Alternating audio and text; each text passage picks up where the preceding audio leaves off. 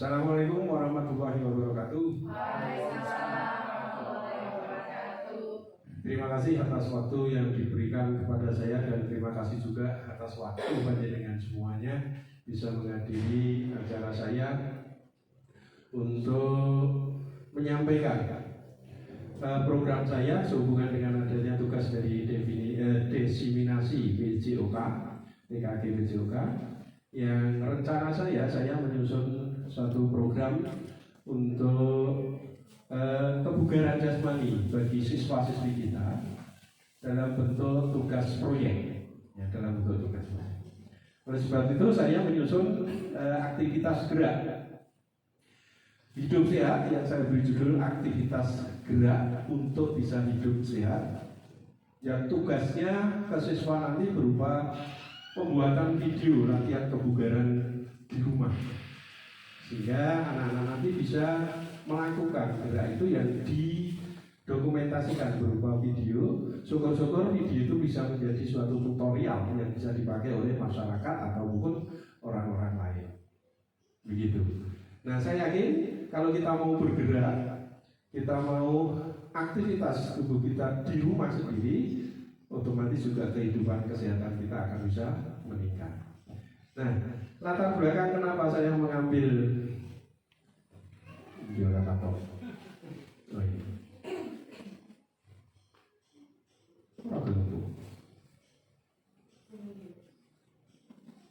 Oke. Nah, latar belakang saya mengambil program ini yang pertama, kita semua tahu bahwa anak-anak atau siswa kita itu untuk melakukan olahraga sendiri itu sangat sukar, ya, apalagi menggunakan untuk pergi berolahraga sendiri itu sukar, kesadaran dari diri sendiri itu sukar.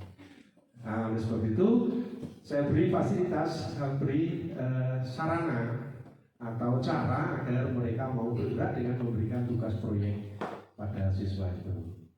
Nah, dengan program aktif gerak yang didukung dengan aset yang ada di sekolah yang memadai, peserta didik tidak hanya meningkatkan kebugaran fisiknya saja, tetapi juga melatih kedisiplinan dan semangat pantang menyerah, menumbuhkan nilai-nilai seperti gotong royong, persatuan, keadilan, dan kemanusiaan. Peserta didik dapat mengembangkan berbagai kompetensi seperti keterampilan motorik, kreativitas, komunikasi, dan kerjasama tim di dalam kelompok. Soalnya nanti saya akan memberi tugas dalam bentuk kelompok di setiap kelas itu.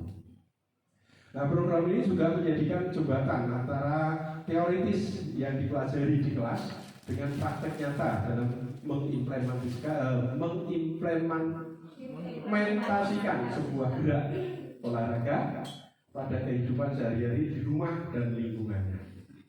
Itu latar belakangnya, karena kita melihat sangat prihatin sekali ya, anak-anak sekarang itu banyak sekali yang tidak mau bergerak.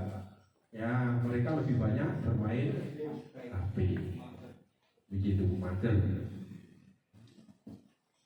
Untuk tujuan programnya itu ada 3 saja, sebenarnya banyak sekali ya, tapi yang lebih penting ada 3 ini. Yang pertama, mendidik siswa atau mengedukasi siswa tentang pentingnya tetap aktif secara fisik meski berada di rumah atau di manapun.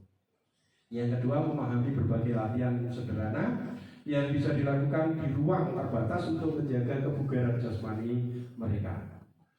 Yang ketiga, mengembangkan kemampuan siswa dalam merencanakan, melaksanakan, dan mendokumentasikan aktivitas fisiknya. Ya, sehingga nanti produk akhirnya dalam bentuk video, laporan video. Salah mencet.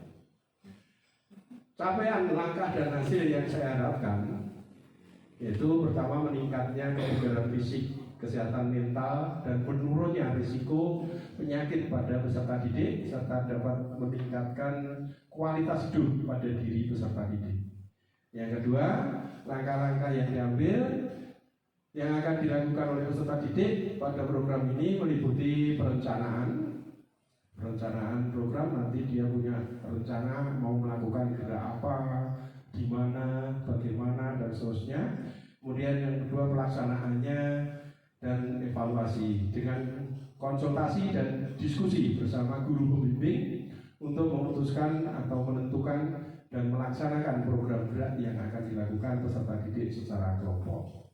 Dan yang ketiga, hasil yang diharapkan peserta didik dapat memilih, merencanakan dan menentukan dan melaksanakan secara kelompok program aktivitas gerak yang bisa dilakukan peserta didik di rumah untuk dapat meningkatkan kebugaran tubuhnya serta dapat membuat dokumentasinya dalam bentuk tayangan video. Itu capaian, langkah dan hasil yang saya harapkan untuk bisa disajikan oleh peserta didik. Struktur program dan mitra dalam komunitas belajar. Program ini merupakan kegiatan co-kurikuler di sekolah untuk fase B jenjang kelas 7 karena saya mengajar kelas 7 dengan jumlah 9 kelas di mana setiap kelas terdiri dari 32 peserta yang akan dibagi menjadi 5 kelompok setiap kelasnya dan setiap kelompok terdiri dari 5 sampai 6 peserta didik.